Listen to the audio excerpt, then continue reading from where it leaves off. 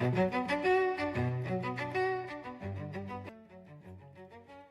Guys, कैसे हो आप लोग।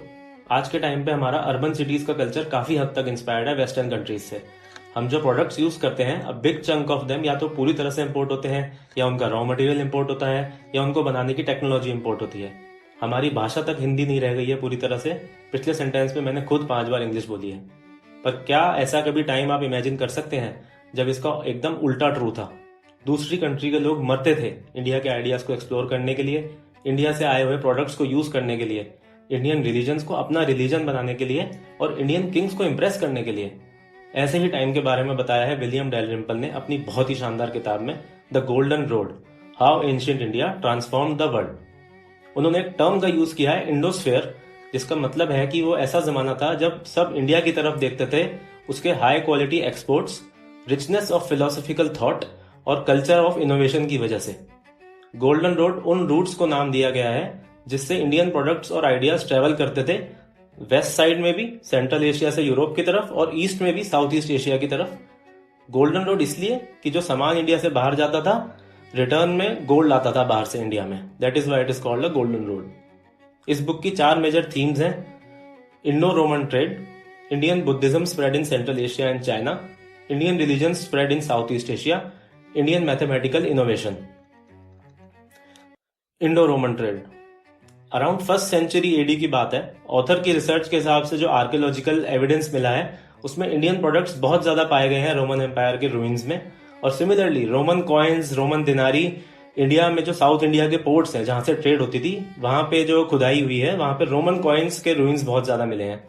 और जिस क्वांटिटी में वो मिले हैं, उससे ये कहना बहुत बहुत ज्यादा कॉन्फिडेंस से ये कहा जा सकता है कि इंडो रोमन ट्रेड जो थी वो बहुत बहुत ज्यादा थी सिनो रोमन ट्रेड से, यानी चाइना और रोम की जो ट्रेड थी।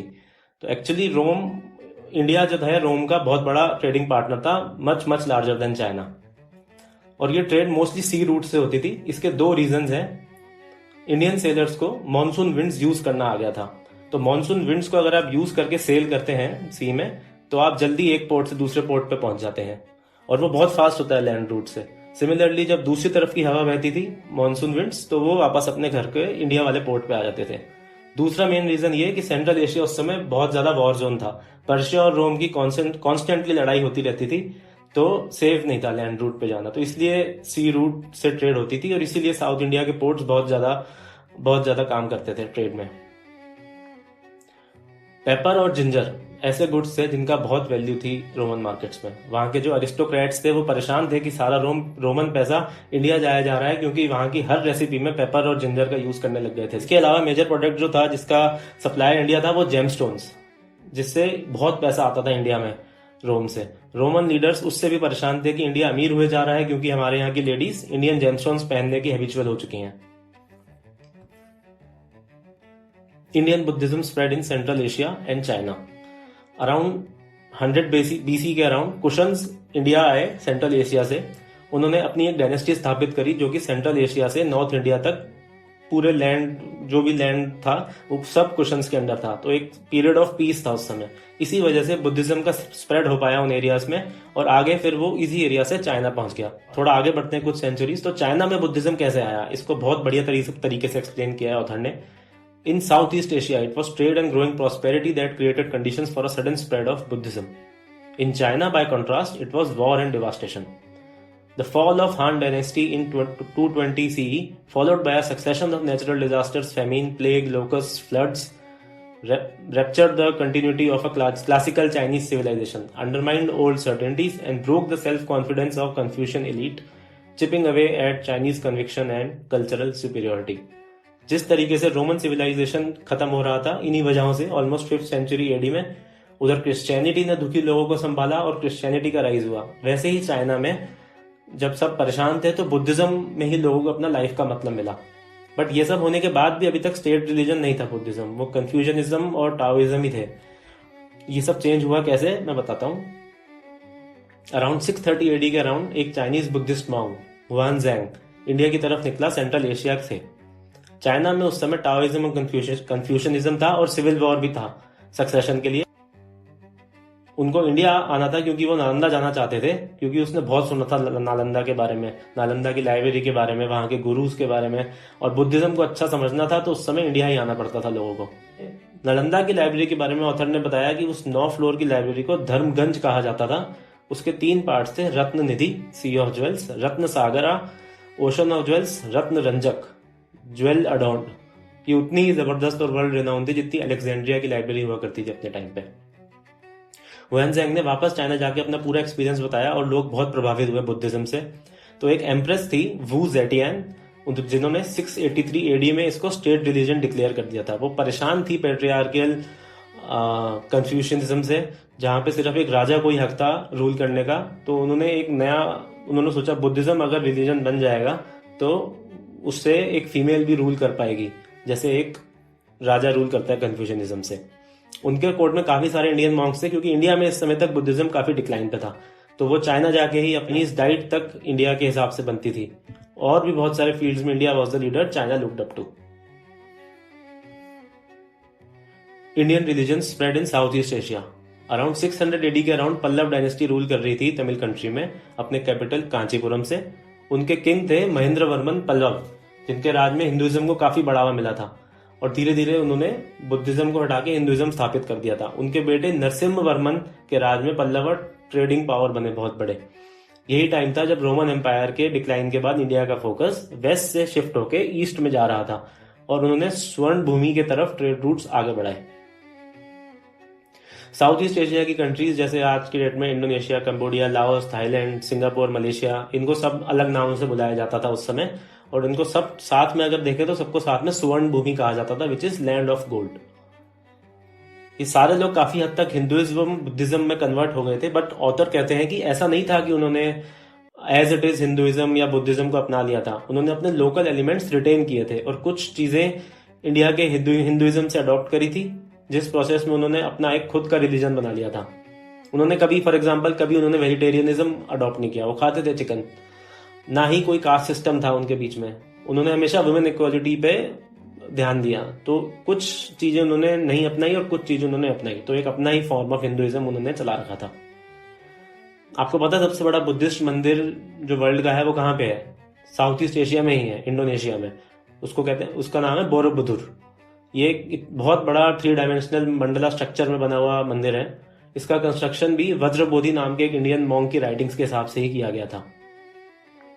अराउंड 800 एडी खमेर एम्पायर का राइज हो रहा था, जिनके रूलर थे जयवर्मन II, और उनका बहुत ही बड़ा इन्फ्लुएंशियल और रिच एम्पायर बनाया इन्होंने। अंकोर एम्पायर भी बोलते हैं इसको। अंकोर मतलब रॉयल सिटी इन संस्कृत। तो इतना इन्फ्लुएंस था कि जो एम्पायर का नाम है वो भी संस्कृत से लिया गया है। इन्होंने शिवा को स्टेट डीटी बनाया और हर जगह शिव जी के टेम्पल्स का निर्माण किया। The transformation came not with the sword और conquest, but peacefully, possibly with intermarriage, as local chieftains took on Brahmins' new religion, and with it, new Hindu names, titles, and rituals. The adoption of Indian practices, in other words, came voluntarily across generations, with conversion and influence, and not by conquest, military subjection, as earlier historians once believed. अभी तक क्या होता था कि south East Asia के जो elites थे बस वही कन्वर्ट हुए थे विष्णु और शिव की भक्ति में, बट लोकल अनपढ़ लोग वो अभी भी लोकल रिलीजन ही फॉलो करते थे। ये सब चेंज हुआ जब एक ग्रुप ऑफ शिव भक्त, जिनको पशुपतास कहा जाता था, वो कंबोडिया आ गए। इन्होंने काफी वहां के मासेस को अपील किया, क्योंकि ये ग्राउंड लेवल की बात करते थे रादर देन कोर्टली ब्राह्मण्स, जो कि करीब 100-200 साल से आ तो रहे थे बट बहुत ही इनएक्सेसिबल थे। पशुपतास के आने के बाद पूरा रीजन शिव जी की पूजा करने लगा। पल्लवास के बाद चोलास ने कल्चरली कंट्रोल किया साउथ ईस्ट एशिया को। राजा चोला के बेटे थे राजेंद्र चोला, जिन्होंने 1000 एडी में एक्सपेंशन की एक पॉलिसी बनाई और श्रीलंका से चालू करते हुए आगे बढ़े स्वर्ण भूमि की तरफ। इंडिया में उन्होंने ऑलरेडी उड़ीसा और बंगाल में अपना कंट्रोल कर लिया था, जिसकी वजह से उन्हें गगईकोंडा चोला भी कहते थे, the Chola who seized the Ganges. यही चोला और खमेर किंग्स के रिलेशन की वजह से 100 साल बाद अराउंड 1100 एडी में एक ऐसे स्ट्रक्चर का निर्माण हुआ जो कभी कोई नहीं सोच सकता था। किंग सूर्यवर्मन II ने आज तक का सबसे बड़ा हिंदू टेंपल बनवाया, जिसका नाम है अंकोर वॉट। ये सिर्फ हिंदू ही टेंपल सबसे बड़ा नहीं है, ये वर्ल्ड का लार्जेस्ट रिलीजियस स्ट्रक्चर है कोई भी धर्म का। ये वेटिकन सिटी से 4 गुना बड़ा है। ये एक ही ऐसा रिलीजियस स्ट्रक्चर है जो कि स्पेस से भी दिखता है। Indian mathematical innovation. बहुत ही कम साइंटिफिक टेक्स्ट सर्वाइव करते हैं आज की डेट में इंडिया की हिस्ट्री से, बट सबसे पहला है ग्रेट मैथमेटिशियन आर्यभट्टा का। वो पाटलिपुत्रा यानी कि पटना में रहते थे और उन्होंने किताब लिखी आर्यभट्टिया, जिसमें था geometry, algebra, fractions, quadratic equations, place value system, value of pi. इन्होंने जीरो का कॉन्सेप्ट सबसे पहले निकाला था, जिसको वो एक वॉइड या एब्सेंस की तरह देखते थे। उसके बाद ब्रह्मगुप्ता आए, जिनका बर्थ राजस्थान में हुआ था, माउंट आबू के पास। उन्होंने बिल्ड किया आर्यभट्टा के इस कॉन्सेप्ट पे। जीरो को एक नंबर की तरह ट्रीट किया इन्होंने, जैसे बाकी नंबर्स हैं, सिर्फ वॉइड और एब्सेंस की तरह नहीं। इन्होंने कहा जीरो आंसर आता है जब आप एक नंबर को उसी नंबर से सब्ट्रैक्ट करते हैं। एक नंबर में अगर आप जीरो ऐड करते हैं तो नंबर ही वही नंबर आंसर आता है। और इस तरह की कई आइडेंटिटीज इन्होंने दी जो आज भी क्लासरूम्स में पढ़ाई जाती है वर्ल्ड ओवर। इन दोनों के कंट्रीब्यूशन से इंडिया ने वर्ल्ड को जीरो और प्लेस वैल्यू सिस्टम का कॉन्सेप्ट दिया, जिससे कोई भी नंबर आसानी से लिखना पॉसिबल हुआ। सोचो, रोमन न्यूमरल्स में अगर 4,56,68,000 लिखना हो तो हालत बुरी हो जाएगी, बट इंडियन न्यूमरल्स में काफी आसान है। Just as it was the conquest of northern India by the Kushans that opened the way for the Buddhist conquest of China, so it was the Umayyad Arab conquest of Central Asia and its absorption into the wider Islamic world that opened the way for Indian learning to seduce the Western mind with its brilliance and sophistication. उस समय के Islamic Arabs काफी scientifically inquisitive और curious minded थे। उनको काफी मजा आता था नई नई चीजों के बारे में पढ़ने में और सीखने में। वो अपने कोर्ट में जगह देते थे काफी साइंटिफिक लोगों को और फंड करते थे कई तरह की रिसर्चेस। इस वजह से वहां के कैलिफ्स और वजीर्स को इंडिया के मैथमेटिकल कॉन्सेप्ट से बहुत लगाव था और रेगुलरली वो इंडियन किताबें मंगाते थे यहाँ के छोटे राजाओं से। एक फिलोसोफर और मैथमेटिशियन था मोहम्मद इब्न मूसा ख्वारिज़मी, जिन्होंने इंडियन कॉन्सेप्ट्स को बहुत आगे बढ़ाया और क्रेडिट भी काफी दिया इंडिया को। उन्होंने हिंदू कैलकुलेशन के ऊपर एक किताब लिखी जिसको कहते हैं किताब अल जब्र, जो कि लैंडमार्क थी मैथमेटिक्स के हिस्ट्री में।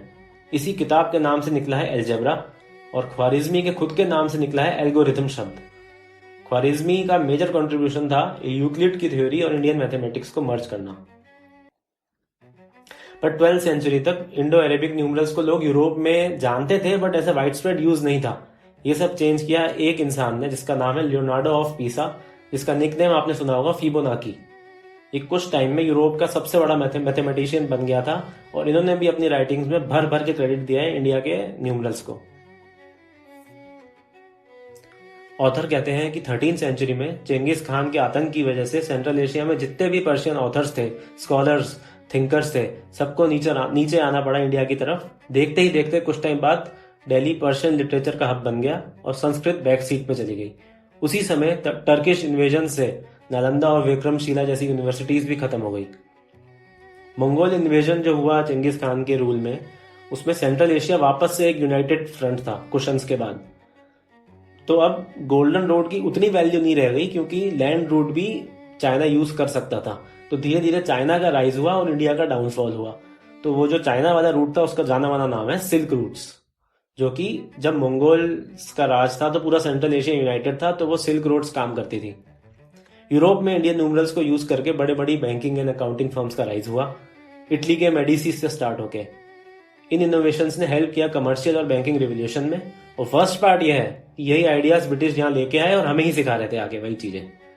इन one of the greatest ironies of history, India gave the west the financial and commercial tools that Europe would later use to take over India itself. Author के फाइनल वर्ड्स ये थे, history shows that India has always been at its most creative and influential when it is at its most connected, plural, hybrid, open and receptive to new ideas from its neighbors. When it represents the cohabitation, not a clash of civilizations.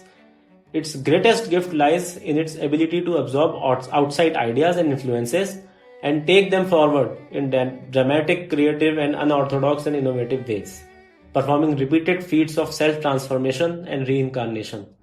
There lies much of it the source of its strength. Thank you for watching. Please subscribe for more such content ahead.